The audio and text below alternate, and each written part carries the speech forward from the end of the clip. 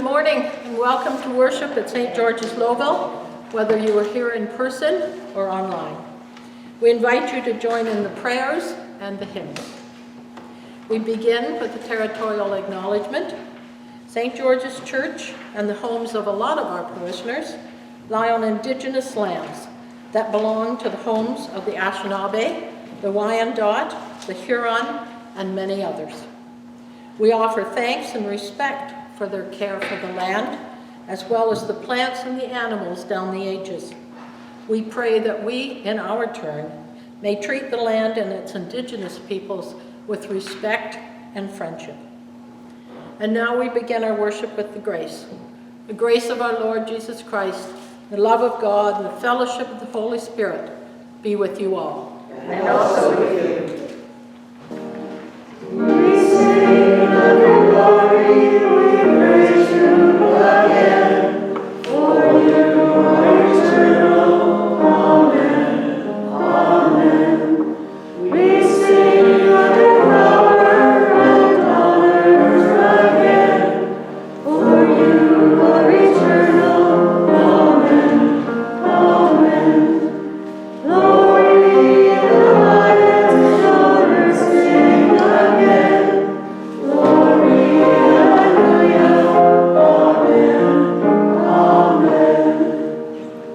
Let us say together the collect for purity.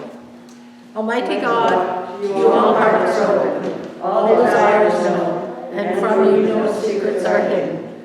Cleanse the thoughts of our hearts by the inspiration of your Holy Spirit, that we may perfectly love you and worthily magnify your holy name, through Christ our Lord. Amen. And we'll continue for the collect of the day. Father of all, we pray to you for those we love and see no longer. Grant them your peace, let light perpetual shine upon them, and in your loving wisdom and almighty power, work in them the good purpose of your perfect will. Through Jesus Christ our Lord, who lives and reigns with you in the Holy Spirit, one God, now and forever. Amen. A reading from the second letter to the church in Thessalonica. Now we command you, beloved, in the name of our Lord Jesus Christ, to keep away from believers who are living in idleness and not according to the tradition that they received from us. For you yourselves know how you ought to imitate us. We were not idle when we were with you, and we did not eat anyone's bread without paying for it. But with toil and labor, we worked night and day so that we might not burden any of you. This was not because we do not have that right, but in order to give you an example to imitate.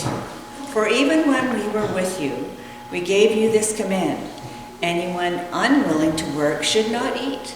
For we hear that some of you are living in idleness, mere busybodies, not doing any work.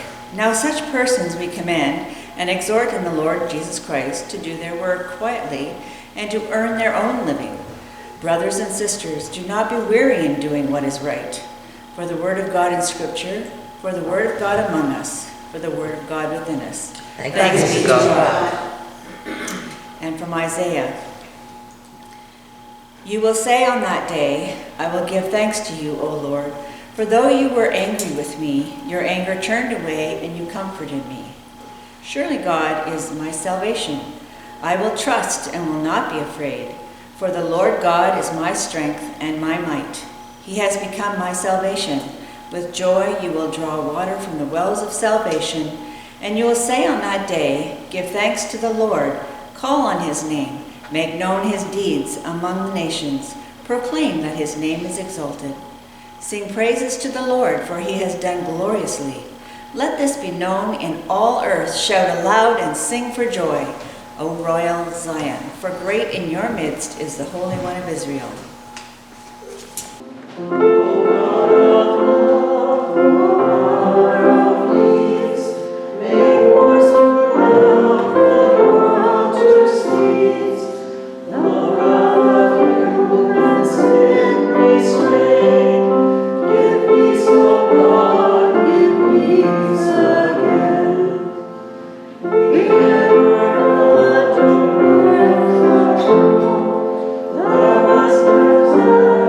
The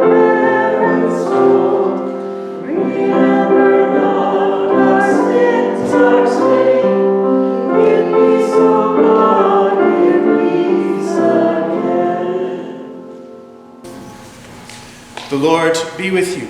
And also with you. The Holy Gospel of our Lord Jesus Christ according to Luke. Glory to you, Lord Jesus Christ.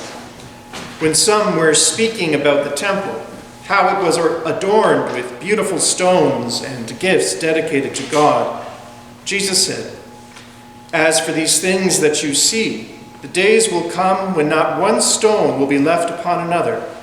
All will be thrown down."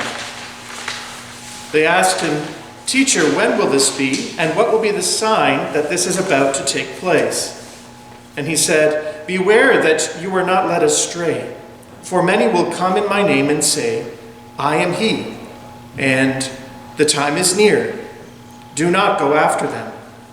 When you hear of wars and insurrections, do not be terrified, for these things must take place first, but the end will not follow immediately." Then he said to them, "Nation will rise against nation, and kingdom against kingdom. There will be great earthquakes, and in various places famines and plagues, and there will be dreadful portents and great signs from heaven. But before all this occurs, they will arrest you and persecute you. They will hand you over to synagogues and prisons, and you will be brought before kings and governors because of my name. This will give you an opportunity to testify. So make up your minds not to prepare your defense in advance, for I will give you words and a wisdom that none of your opponents will be able to withstand or contradict. You will be betrayed even by parents and brothers, by relatives and friends, and they will put some of you to death. You will be hated by all because of my name, but not a hair of your head will perish. By your endurance, you will gain your souls." The Gospel of Christ. Praise to you, Lord Jesus Christ. Shall we trust, O God, but you? Where's the wrong, your word so true? None ever called on you in vain. Give peace, O God, give peace again. Where kings and angels dwell above, all hearts are raised in holy love. Oh, my blessed in that heavenly train, give peace, O God, give peace again. May the words of my mouth and the meditations of all our hearts always be acceptable to you, O Lord, our God, Creator and Redeemer. Amen.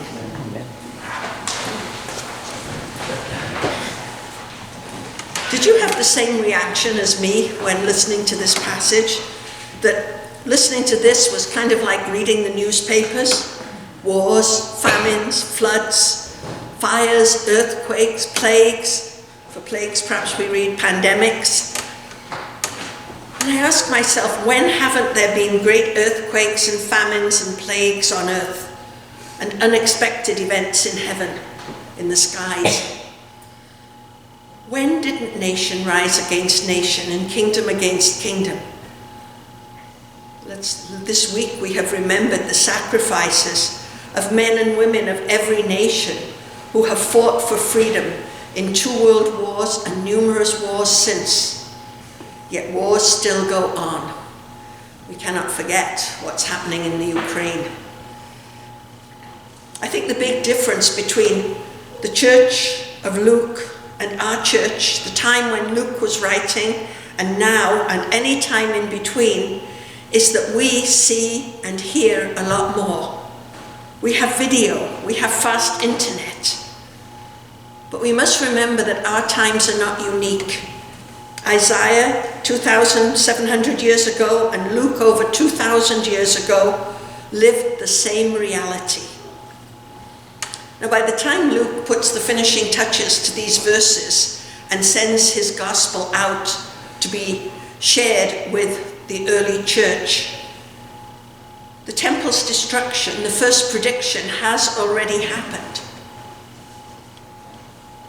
The temple was destroyed by the Romans, burnt down in 70 CE, And Luke didn't write till maybe about 85 CE, 15 years later.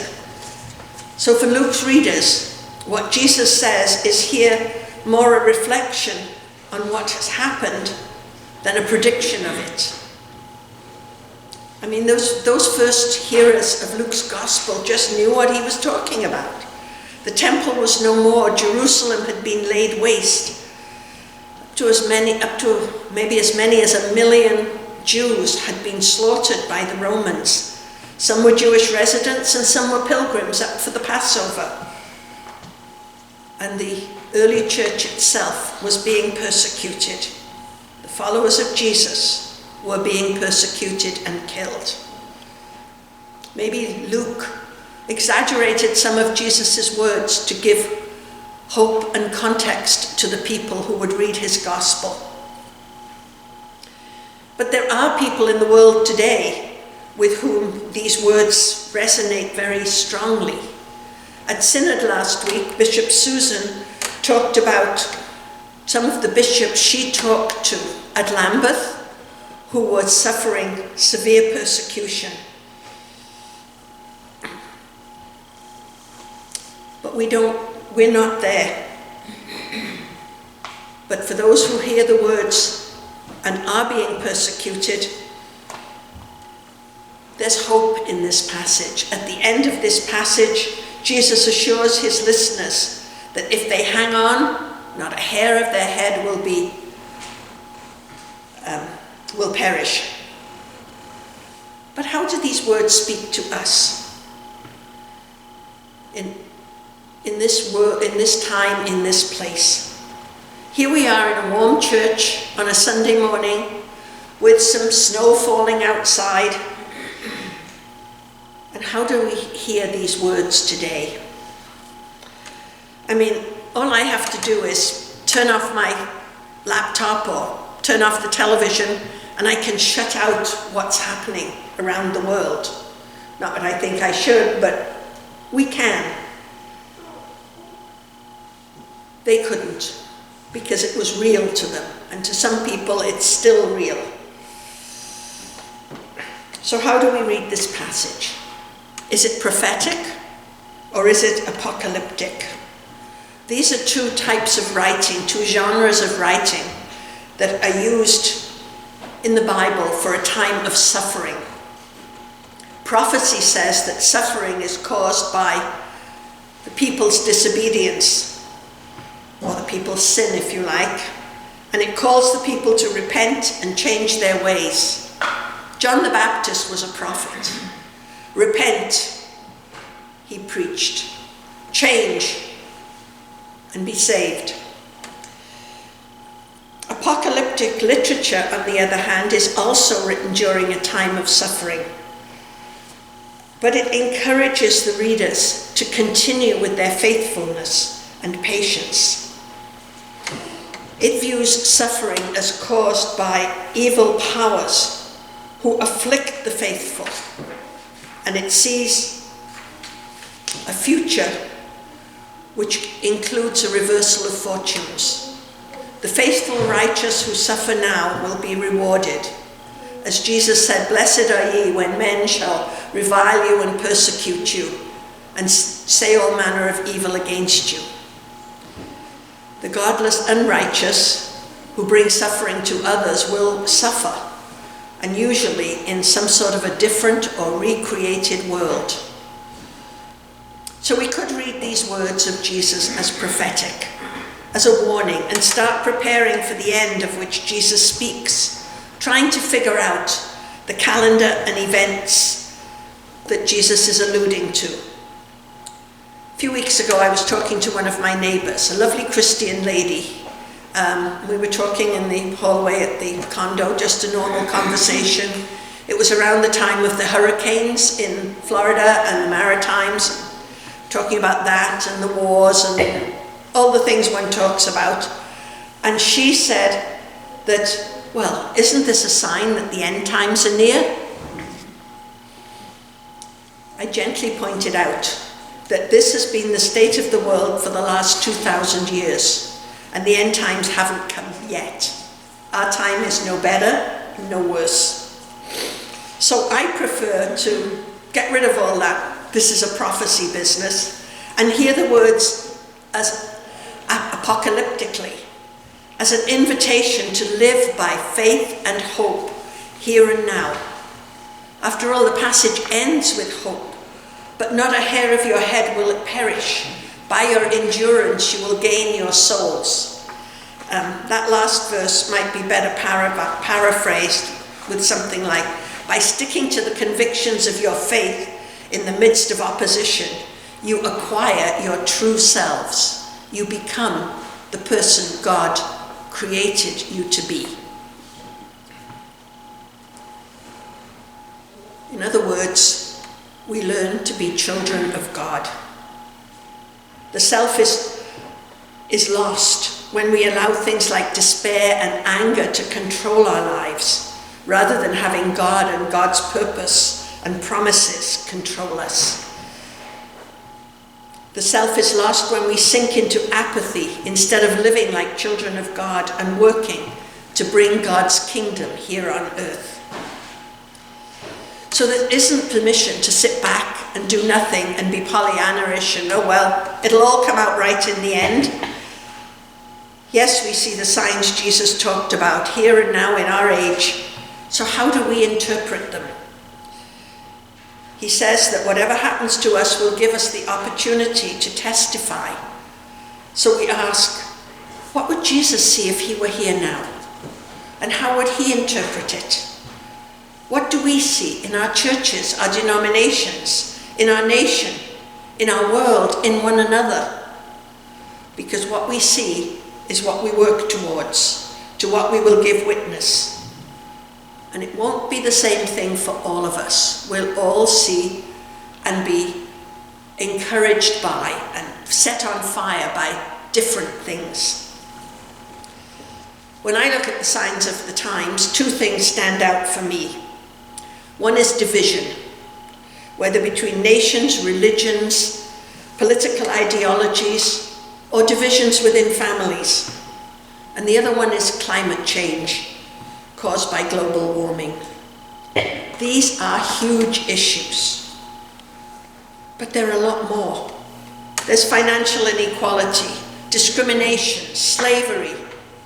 Oh, the list goes on and on. You'll think of them all yourselves. And if no one does anything, nothing will change. Of course they're big issues. One of us alone can't do anything about any of them. But if we all do a little bit, miracles can happen.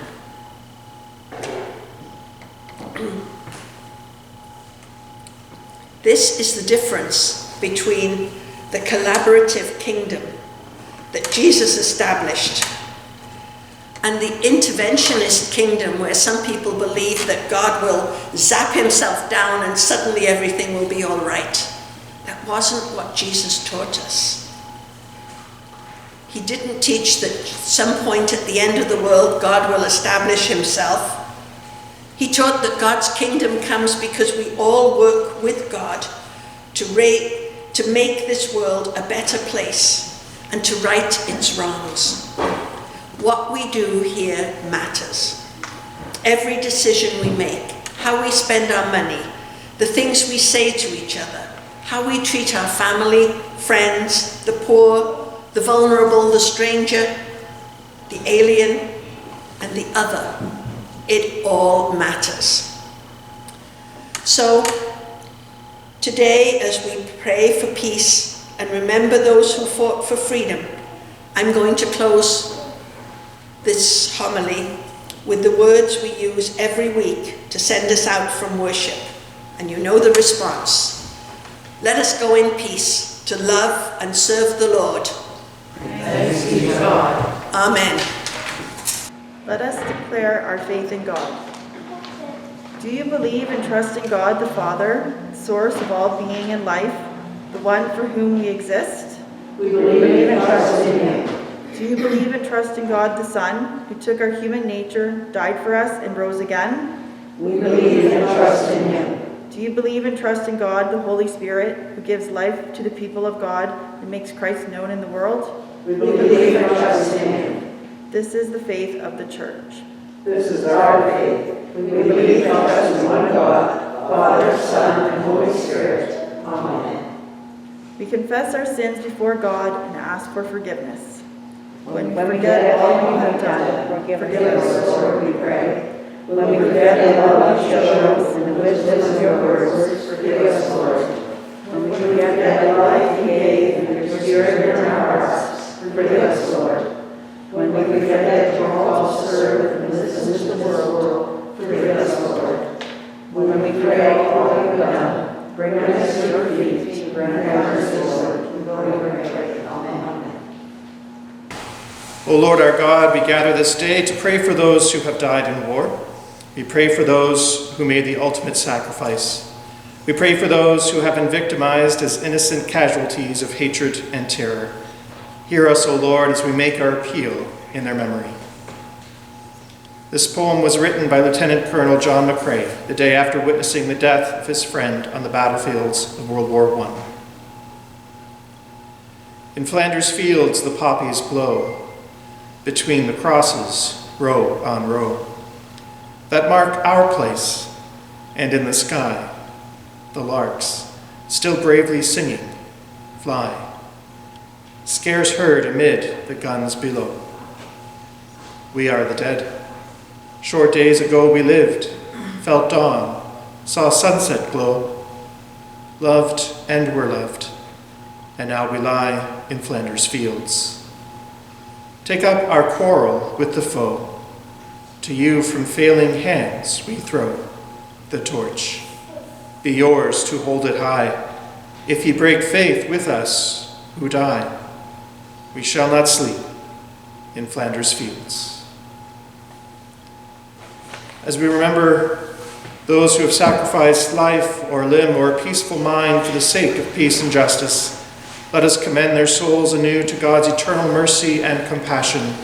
And let us pray that God would grant us grace to serve faithfully in our turn, and as we are bidden until our life's end, to the honor and glory of God's holy name. Let us pray in faith to God our Father, to his Son Jesus Christ, and to the Holy Spirit, saying, Lord, hear and have mercy. Lord, hear and have mercy. For the Church of the living God throughout the world, and for the ministry of all the people of God gathered to worship and to seek encouragement in their vocations to ministry, let us pray to the Lord. Lord, hear and have mercy. For all who proclaim the word of truth, let us ask the infinite wisdom of Christ. Lord, hear and have mercy. For all who have consecrated their lives to the kingdom of God, and for all struggling to follow the way of Christ. For Susan, our bishop, for Linda, our primate, for all bishops, priests, and deacons, let us ask the gifts of the Spirit. Lord, hear and have mercy. For Charles, our king, for the Prime Minister of this country, and for all who govern the nations, that they may strive for justice and peace. Let us ask the strength of God.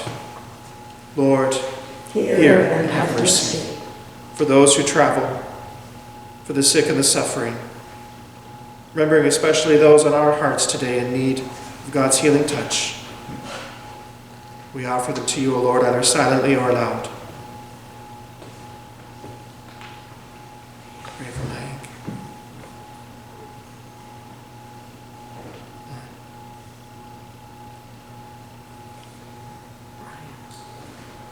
Remembering those suffering the effects of war, poverty, and disease. And for prisoners and captives, and for their safety, health, and salvation, let us pray to the Lord. Lord, hear and have mercy. For scholars and research workers, that their studies may benefit humanity, let us ask the light of the Lord. Lord, hear and have mercy. For all who have passed from this life in faith and obedience, and make us ever grateful for the sacrifice of so many who've given their lives for the freedoms we enjoy. We pray for their souls. We pray for their loved ones. Let us ask the peace of Christ. Lord, hear and have mercy. Gracious God, you know our needs before we ask, and our ignorance in asking.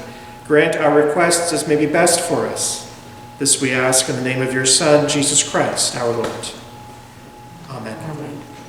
Gathering our concerns, our prayers together in one voice, we pray in the words our Savior Christ has taught us. Our Father in heaven, hallowed be thy name.